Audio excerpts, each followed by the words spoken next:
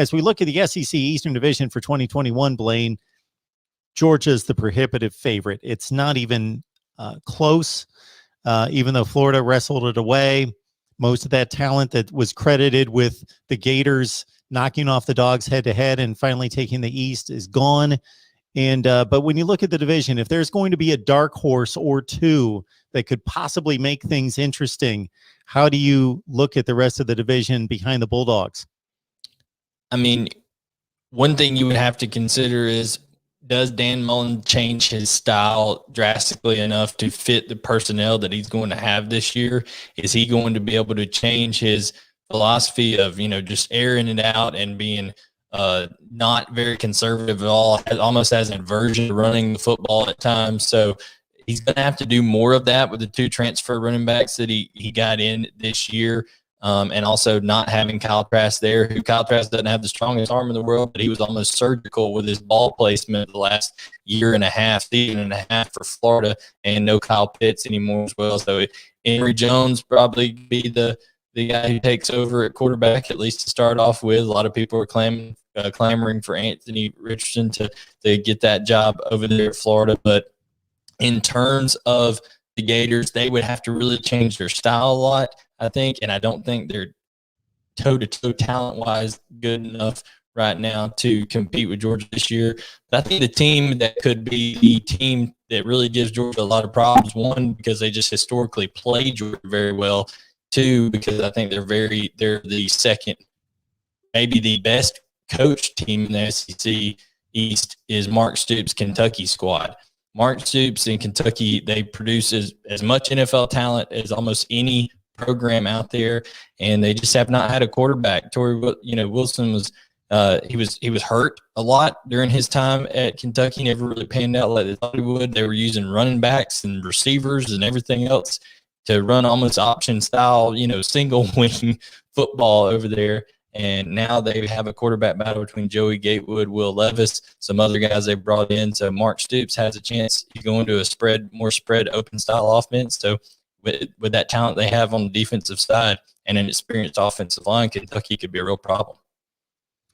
Yeah, Kentucky, again, Joey Gatewood expected to win the job, but Will Levis is going to have something to say about that. He played some meaningful time at Penn State and is a pretty talented runner. Chris Rodriguez, speaking of running, one of the best in the SEC, will suit up for Kentucky again this season, coming off 6.5 yards per carry and 11 touchdowns. And Kentucky rock solid on defense as well. I think we are going to see a Florida conversion from pass happy to heavier on the run. Emory Jones obviously brings that dimension at quarterback, and they just have to flat out run the ball because they're just not going to be as prolific through the air. They've got a ton of speed at wide receiver with guys like Jacob Copeland and Xavier Henderson and Justin Shorter, the Penn State transfer from a year ago.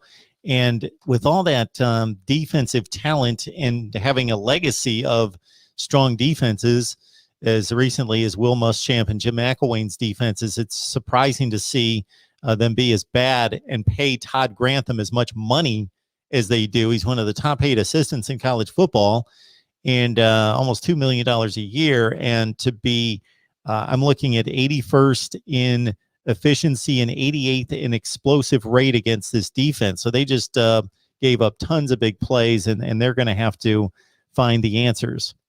I mean, you look at how many points they put up. I don't remember what the total was, but they put up a lot of points on Alabama in the SEC championship game. It was back and forth with Ole Miss just going up and down the field last year. Florida was. So definitely, you're right. Not a whole lot of defense played by the Gators, and they'll have to get better there. But this should tell you just a little recruiting inside and kind of tell you where the talent level and the perception of talent level is with Florida. I also, for the viewers that don't know, I also write for UGAsports.com, which is the Rivals site that covers Georgia football, all Georgia sports. And there's a player that Georgia and Florida, they're both recruiting. I won't mention a name, offensive lineman, that actually said Florida has not had really many dominant offensive linemen in recent memory. A recruit said this to me.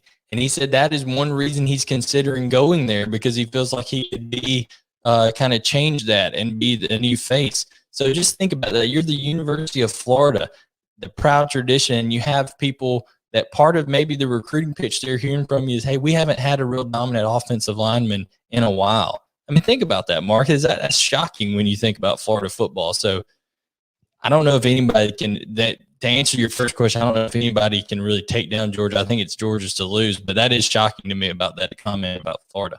It's shocking, and it also isn't going to get the job done when you're looking at your chief rival in the division churning out like 3 offensive linemen to the NFL draft some of these years.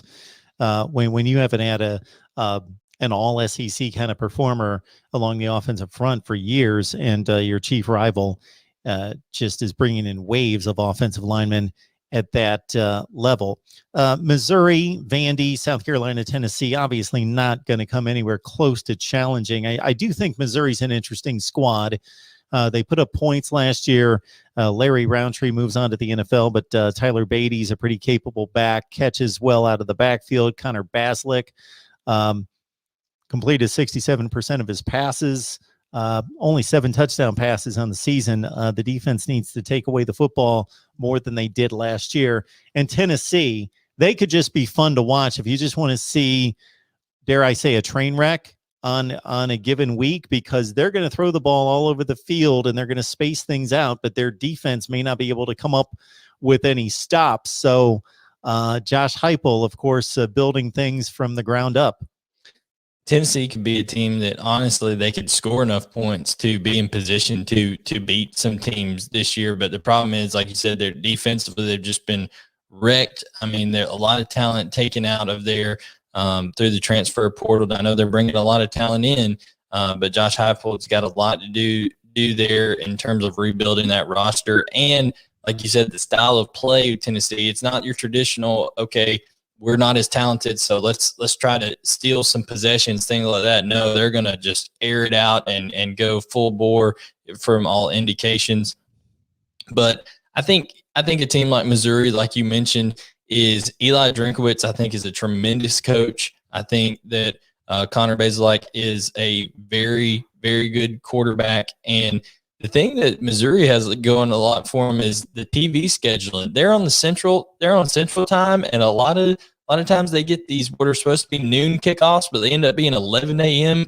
kickoffs, and that really messes with people. I know Georgia's done it a couple of times since Missouri's been in the conference, and that's an advantage for them, honestly. Like playing that 11 o'clock kickoff in the morning. So who knows? A team may go there and get a little sleepy, and Missouri may take care of business. Yeah, when is the last time we've seen Missouri on a primetime game? Yeah, they're playing all those early Saturday games, and a club like Georgia or Florida waltzes in there, and they really don't wake up until about halfway through the second quarter, and it might be 14-3 at that point, and they got to scuffle to get back in the game. They've given Florida all sorts of fits since they've joined the SEC, no doubt about that. At Missouri, maybe the Chase Daniel era. Remember Chase Daniels? Absolutely, Blaine Gabbert. The rest of those guys, yeah, they won a couple division championships, of course, and a little bit later after those guys, Colby Jones at quarterback way back. Blaine Gilmer on the line with us, joins us on a regular basis, and please join Blaine on recruiting every second.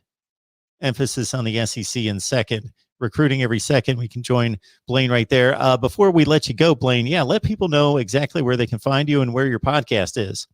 Absolutely. I appreciate it. Recruiting Every Second is part of the Believe Podcast Network. So you can, if you are familiar with Believe, you can go over there, check out over 450 podcasts. It's a great network to be a part of. But if you want to follow my show specifically, use @recruiting_SEC on Twitter. My handle, as you can see if you're watching along, is @bgilmer18 on Twitter as well. So any of that kind of stuff, I always put out new episodes, trying to go on a Tuesday, Thursday schedule now. So, and Mark himself joins me a good bit over there to talk about SEC ball. So really enjoying this kind of partnership that we got going, and I appreciate you letting me, promote a little bit here on your channel.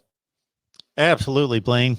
Well, it's almost time to play football in August camp, so we're getting there, and we will track it every day. Blaine, we appreciate you stopping by. Thank you very much.